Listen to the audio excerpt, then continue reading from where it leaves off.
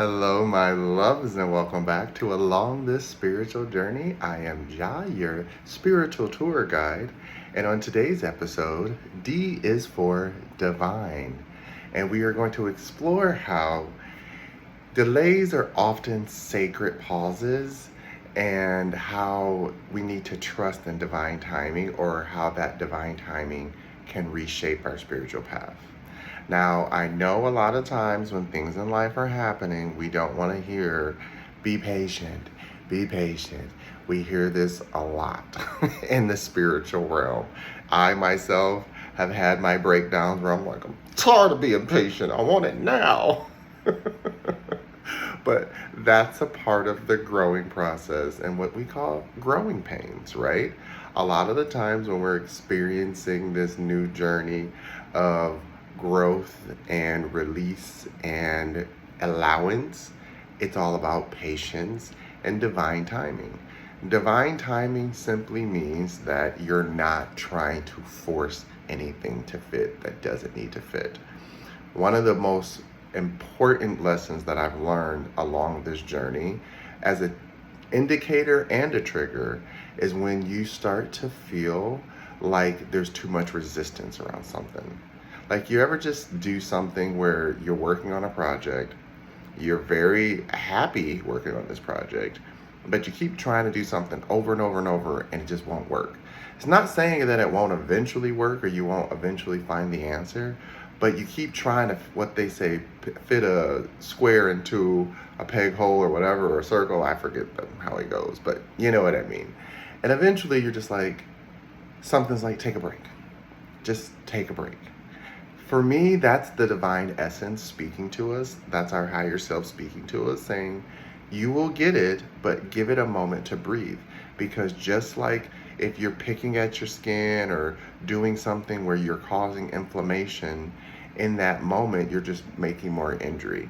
You're making more inflammation happen, and all of this blood pressure is building up, and you're getting more annoyed and more tense. And that's when sometimes you can do more damage versus letting it breathe, giving it a moment to slow down and get back to some state of homeostasis, right? It's the same with our energy as well as our time. There are times when, even in my own life, I recognize that I was shoving a lot of stuff into a very short amount of a time frame. And then I looked up when I was done, and was like, why isn't anything happening? It's literally like plastic surgery. You went and had a whole facelift, a nose job, lips and all that, and you're like, well, why don't I look the way I envisioned in my head? Well, now you need patience. Now you need time to allow your body to heal so that it can get back to a settled place where you feel like this is what the look I was going for. This was the achievement I was hoping for, right? Divine timing is simply that. And it's recognizing when the timing is correct for you. Not just when other people say that this is divine timing, this is the right time, you need to do this thing right now, or else it's never going to be here again. No, that's a level of emotional as well as spiritual coercion, because again, each of us has our own understanding of what our purpose is that we're creating on this earth. I know that's a topic that a lot of people feel iffy about when you say that you have a purpose on this earth. Your purpose is simply to be. Like, you can literally just be and it not be any purpose to achieve outside of that. But the reality is, just like when some people say, well, I don't want to be a role model. Well, you become a role model through your own ventures of self, through your own self-discovery and understanding, which then, even if you don't want it, you still become this pillar of example to others. So it's the same thing with purpose. It's not so much that you have to go out and seek a purpose. Your purpose is simply being, and whatever you're good at being at will shine through, and it will come through in a way that sounds divinely guided. Because a lot of times when I get ideas, I have no idea where they come from. Some's inspiration from watching others, and I'm like, oh my God, I never thought about that. And I'll do something that I've already done in the past, but they're teaching me how to add something to it. To me, that's divine timing, right? Like, I work on my different books. There's times when I came up with topics years before I even started trying to write a storyline. I just had an idea about a book, so I wrote it down and I saved it for later. 4 years later, I just started to publish some of those books, right? And so for me, that was divine timing because at that time, I didn't have the resources I needed. I didn't have all the information that I desired. And I didn't also have the will to want to participate yet, right?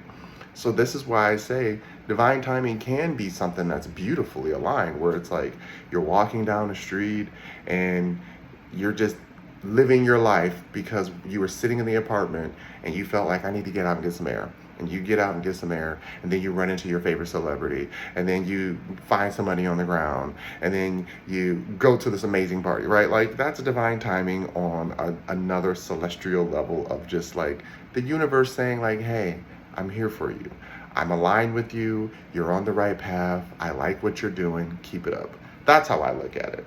Now flip the script. Divine timing to me can still be the duality of what we call negative and positive. You can also walk outside and know that, you know what, I should probably stay in today. And people are like, no, come out, come out. And you force yourself to go out and you really don't want to be out and you do it anyways. And then you start seeing things happen that don't make sense. Too many stoplights. There's an accident above. Somebody tried to swipe your phone and you managed to keep it and get away from them, right? All these things are happening out of nowhere because your gut told you that you should stay home, but you forced yourself to go out because you felt obligated, right? That's resistance. Divine timing was saying, as soon as you stepped out in front of that street because you are frustrated, all this stuff happened to you, a car flies by and almost hits you, but something tells you to pull back right away. That's divine timing on the opposite side saying, take your butt back home. You don't need to be out here. You don't want to be out here. Why are you forcing yourself to be out here, right? Timing is one of the most essential things that we as humans utilize, and it's one of the most important inventions that we've created. Some people would beg to differ, where they say time shouldn't matter. But that's not realistic because time does matter. If you plant a seed, you have to wait for it to germinate, to start to propagate, to start to root, to start to then get big enough that it has the space to grow, right? All of these things come along with timing. So even if you don't want to watch the time, you have to wait still. You have to have the patience and the understanding that timing is about allowing yourself the space to have space to let something come in when it's time, right?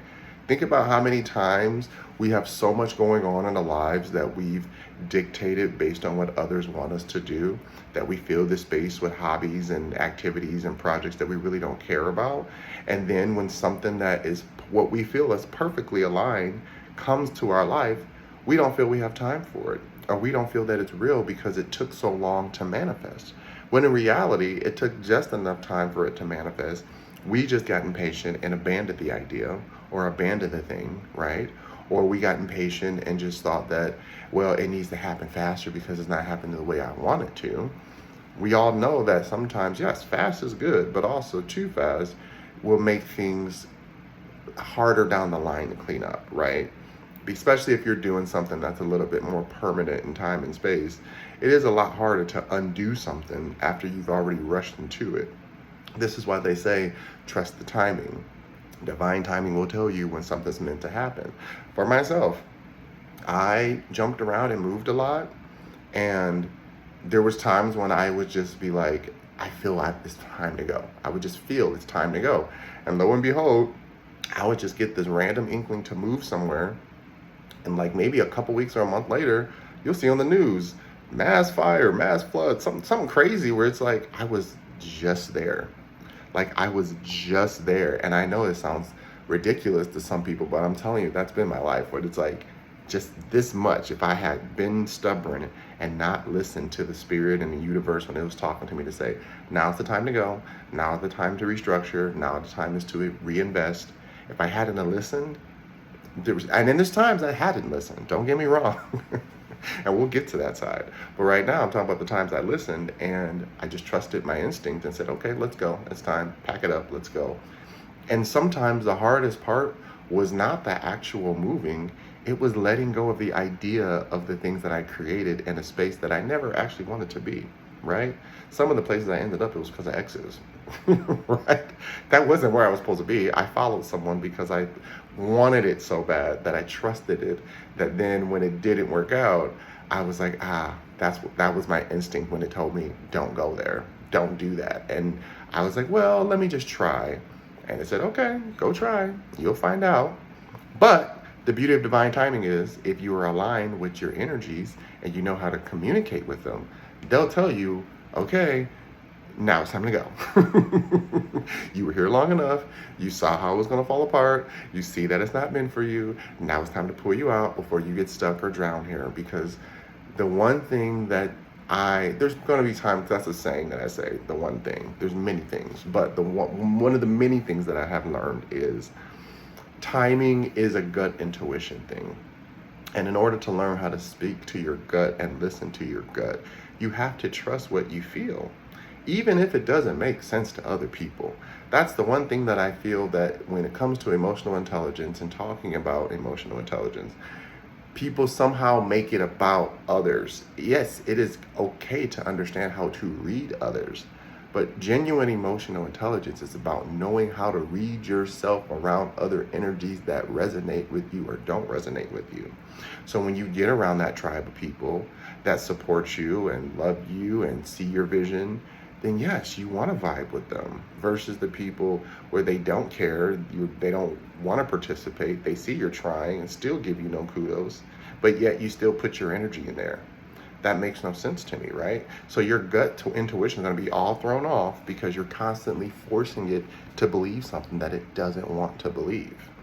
So then when it comes down to something you want to believe in and trust in, when it presents itself to you, you won't believe it. You're going to be like, that's where it's too good to be true, imposter syndrome, all that stuff kicks in. And again, you got to remember, no one's going to tell you you're the ish unless you know you're the ish. Most people will look at you like, okay, whatever, we'll see, good for them. But if you're like, okay, anyways, I still know that I'm going to do what I said I'm going to do. I'm going to rock out. I'm going to show up. I'm going to be consistent. This is going to happen for me. May it happen in a few months, or may it happen in 10 years. That's the part of divine timing that's really hard to swallow, because timing, again, is about structure. There's intuition and there's also structure. Intuition is the propellant to get you going. It's the initiator, the fluid that ignites it, right? That's what intuition is. But once you start to trust your intuition, you have to start wrecking those patterns of, this is where I belong, this is where I feel like this is working for me, this is where I feel like I should continue down this path. And so over time, you start to see, divine timing is, as long as I keep consistently putting in the effort and the work, it eventually will manifest into reality. Because again, some dreams are bigger and it takes a lot longer to create them, right? There are certain things, even when we use the analogies in cooking, there's some things that you can be instant, you can cook it in seconds. And there's some things that literally take hours and days to properly cook, for it to be its authentic recipe or flavors or whatever, right? Because the chemistry itself needs to break down and process the way it does. It can't, sometimes the chemistry can't be sped up. Yes, there's scientific, physical chemistry that we as humans can see, but then there's clearly the molecular, the biological, the unseen part of science that we don't see that energy working. We feel it, right? We can feel it through exhaustion, hyperness, whatever, but we don't see it. And so learning how to read all parts of all sides of, there's one element where we get to see it happening, and there's a side of the womb that we don't see it happening. That's why I'm very adamant about talking about masculine and feminine energy. Again, it has nothing to do with cisgender parts, but the womb as a representation to the feminine energy can be, again, the physical female who has the womb to carry the child, or it could be the earth where you dig a hole representing the womb and you plant a seed that then becomes the home and the life supporter to that seed, right? So feminine energy is always going to receive, it's going to take, and it's going to give to no matter what, because it has an abundance of. That's why when we deplete feminine energy, you're taking away from your main resource. You're taking away from the very thing that gave you life. So in order to gain it back, you have to take time to let it replenish. Masculine energy is about giving. As far as receiving, it's going to give you energy, it's going to give you pain, it's going to give you space because it comes in and moves things out of the way. It creates. Regardless of how you want to think about it, the masculine energy is about penetration of space, time, logic, thought, words, whatever. And once you put it out there, you put it out there. It is the vehicle that gets you there. But the part that's important is what's inside of the vehicle. What are you carrying? What's the message? What's the baby? Whatever it is that you're trying to get across, that's the feminine energy. So when I talk about learning how to integrate both your masculine and feminine energies, we're not talking about biological parts. We're not talking about attributes that people associate with masculine and feminine energy. We're simply talking about one giver and one receiver, right? Both are capable of being masculine and feminine energy in their own ways, but the primary of what the basis is one gives, one takes, and then the other one that takes usually can replicate, give back in multiples, and then that multiples goes back to the masculine energy because that's usually how it works. The feminine replicates, duplicates, gives back to the masculine, the structure, to then go out and do something with it in the world. And so when we talk about divine timing, this is what it means. When we talk about journaling and keeping a portfolio and make your projects, and you hear people saying, create the content, make the videos, you don't really know what it's going to become. Like we have, like, you understand, I've had so many visions on what all of my content was supposed to be, and it takes on a life of its own.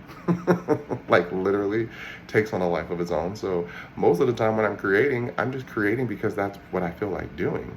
I used to create like, I have to make it be this perfect and look this way. And honestly, some people hate it, but I grew up in a world where everything was about perfectionism. It had to be perfect. And it really did like crush the soul of me, who I know I'm an artist. I drew, I did pottery, I played the cello, the piano. I did all these things that were traditional arts, but I also had so many visions in my head that I couldn't get them out. And it took so much time trying to get them out that I got lost in translation. So this is why I say sometimes it's important to know how to structure your energy in a way that allows it to flow at the time it's ready to grow. So when I really started to get more into the discipline of self, which is my masculine energy, I allowed my feminine energy to just rest, be in peace, not feel the need to always rush and do and do and do and do.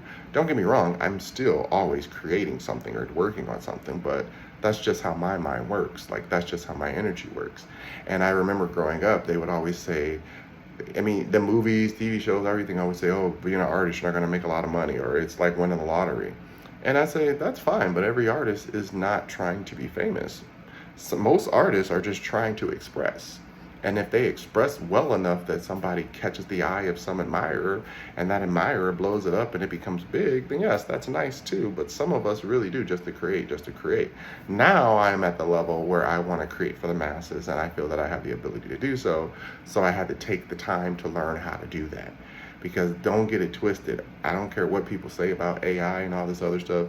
You still take time to create projects.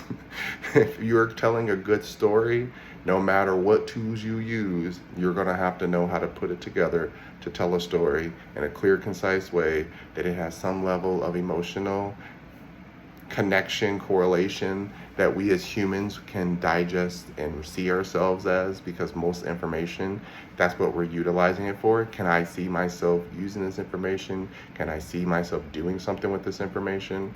And so the timing of growth is important.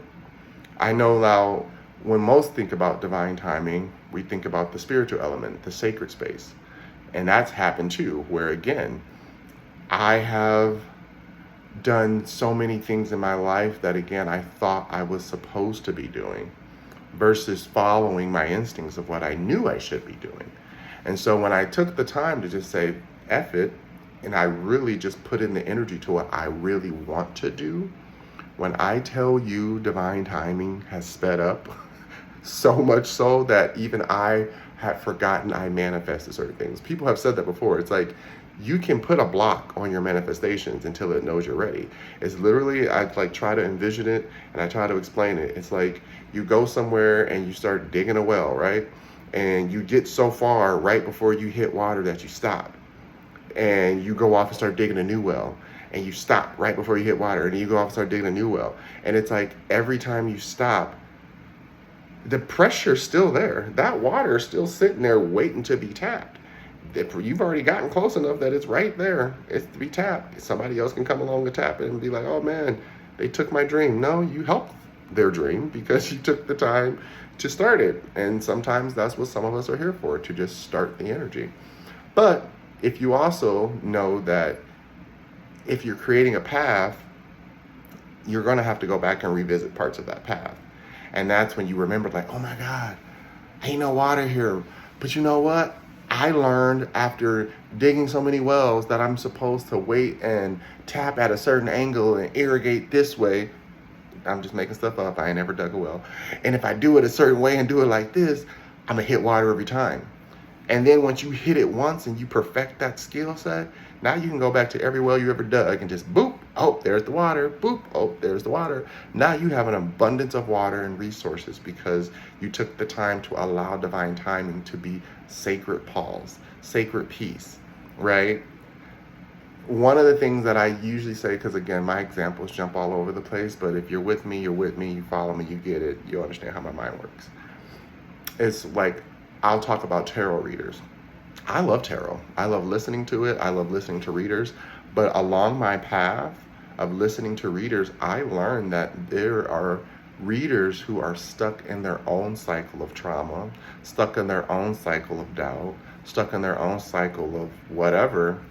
And however they read, it will come out that way. It will be doused, laced, and filtered through whatever cynical, doubtful, depressed energy they're going through, and you will hear it in some people's readings. Then there's some people's readings, they're always positive, they're always on point, they're always happy, because in their life they've already tapped in and tuned in to what works for them, and they're just giving you the energy and the motivation to keep going. And so there's readers like that where I know this manifestation is not going to happen unless I'm in good energy. This is not going to happen unless I am putting out the same input that they're putting out, because it's a frequency. And so that's when you start to recognize, like, oh, now that makes sense. So I like to mix and match my readers. I like to mix and match zodiacs because, again, we are all 13 zodiac signs, not 12, all 13. And so when we really break it down, because the 13 represents the feminine cycle of energy, the true balance, one thing, nothing's going to ever be perfectly balanced. One has to be a little off center or a little off, so because it's the beginning. It starts the initiation, and it can be as perfect as we want it to be, but asymmetry, more so than symmetrical, is the real science of life, because you'll see where it began, and then one is kind of more lopsided, and then, I mean, our bodies work that way. We see it in science. It's going to get as symmetrical as it can at the surface, but at the root, something's going to be a little bit off balance. So knowing that, again, we can take that information and say, am I in my off balance season or am I in my balance season? Your off balance season is your feminine energy, when you have a little bit more than you think you need and you have to learn how to utilize it.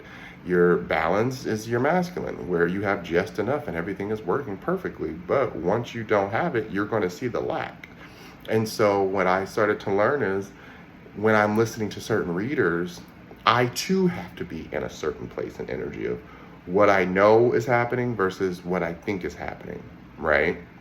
So if I know things aren't working out the way I want, and I just want to listen to someone and just get perspective, those readers will come to me. When they say, if it's called to you, it's called to you, you will find them.